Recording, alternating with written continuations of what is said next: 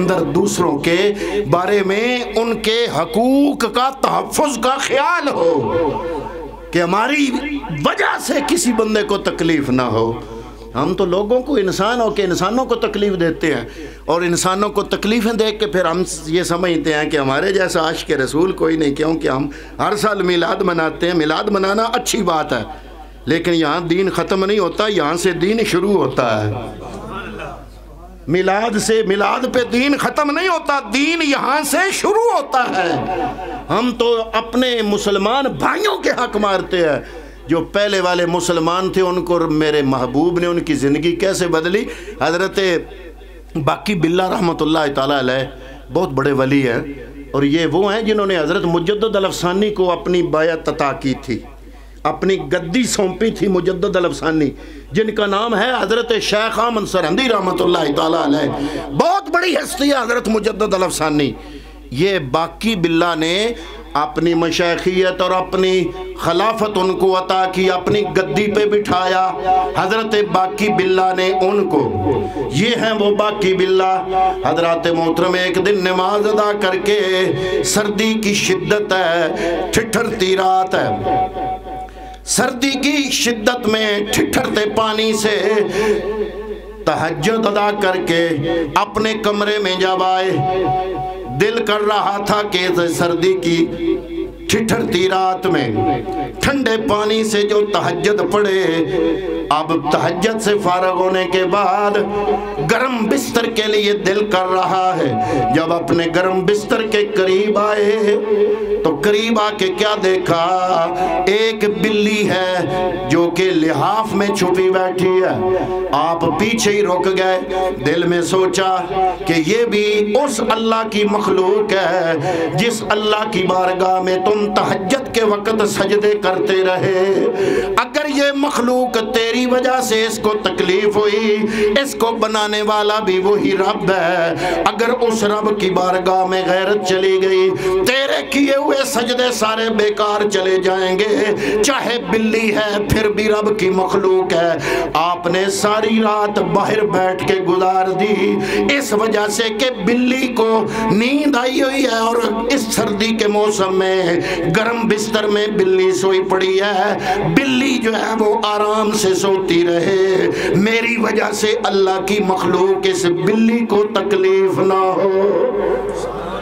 عاطف غیب سے آواز آئی، اے باقی باللہ، تو نے میری بندگی کا حق ادا کر دیا ہے، تو نے میری مخلوق ایک بلی تھی اس پہ رحم کر دیا، میں رب نے تجھ پہ رحم کر دیا، میں رب العالمین نے تیری اس نیکی کے بدلے تیرے درجے میں اضافہ فرما دیا ہے۔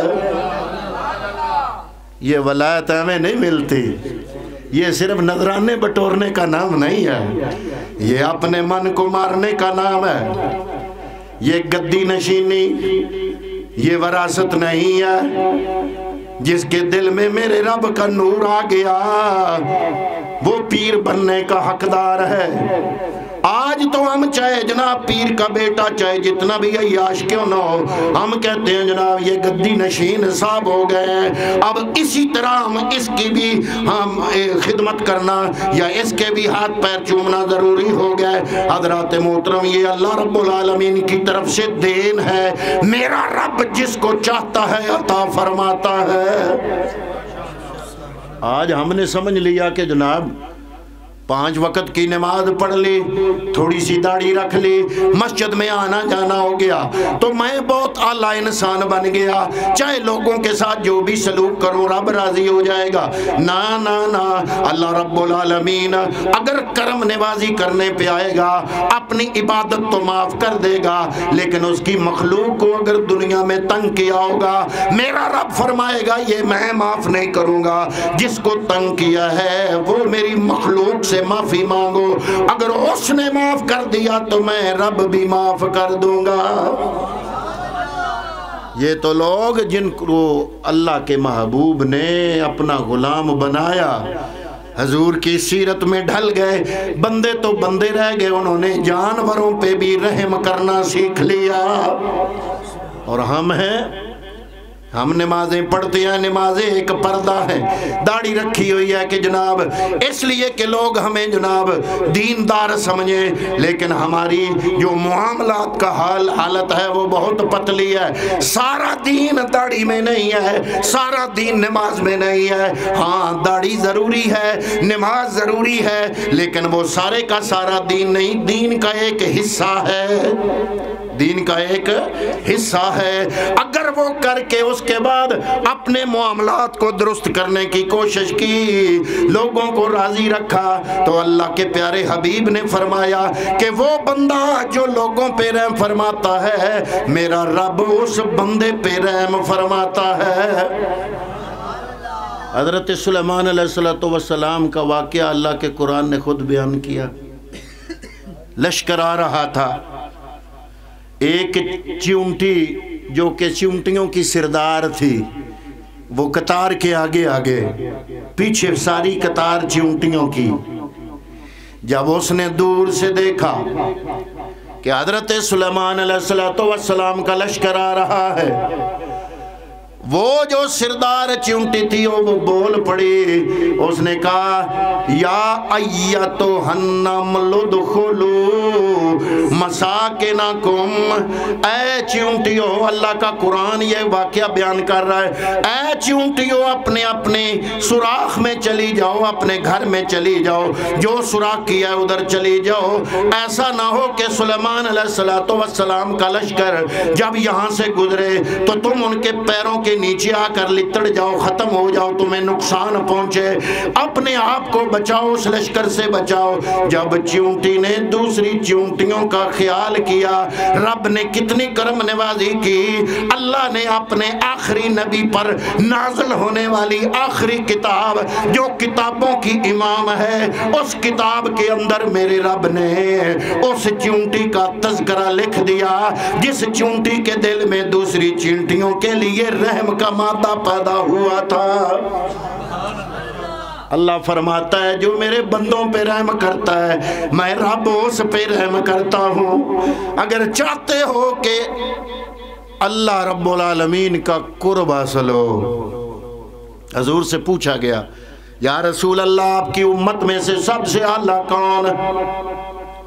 چاہیے تو یہ تھا جو ہماری پہچان ہے دین کی، اس کے مطابق حضور فرماتے کہ جس کی داڑھی لمبی ہے وہ سب سے عظمت والا مومن، جس نے 6 مسجدیں بنائیں وہ اعلیٰ مومن، جس نے 100 رکعتیں روز پڑھی وہ اعلیٰ مومن، جس نے تہجد کبھی ناغہ نہیں کی ہے وہ اعلیٰ مومن۔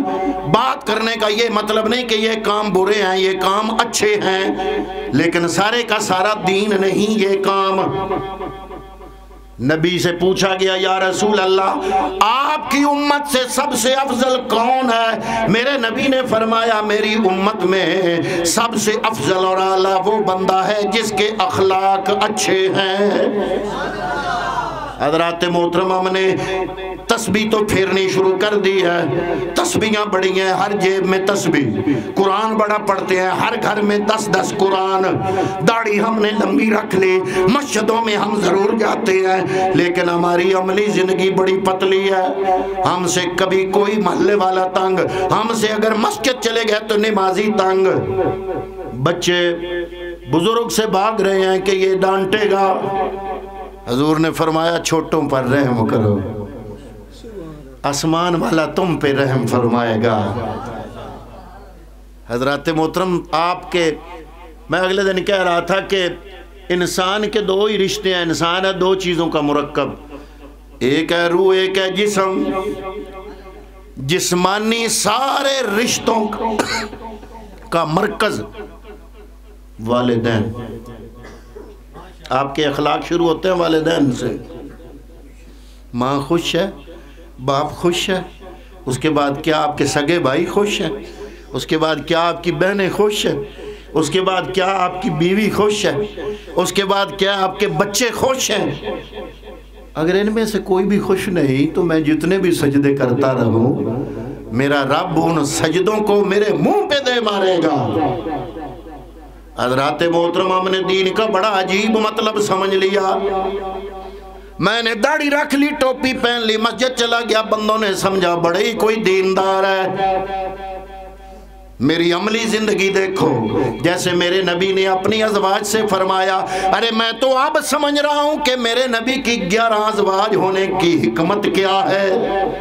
ہماری ایک ایک بیوی ہوتی ہے، ہم اس کو کہتے ہیں کہ پرائیویسی کی باتیں باہر نہ کیا کرو، یہ صرف تیری میری باتیں ہیں، لیکن وہاں میرا آقا اپنی 11 ازواج کو فرما رہے ہیں کہ کوئی بھی میرا امتی میری تنہائی کے بارے میں تجھ سے سوال کرے گا، ظاہر ہے تجھ سے ہی پوچھے گا، تو ان کو میری خلوت کی صحیح صحیح خبر کر دیا کرو۔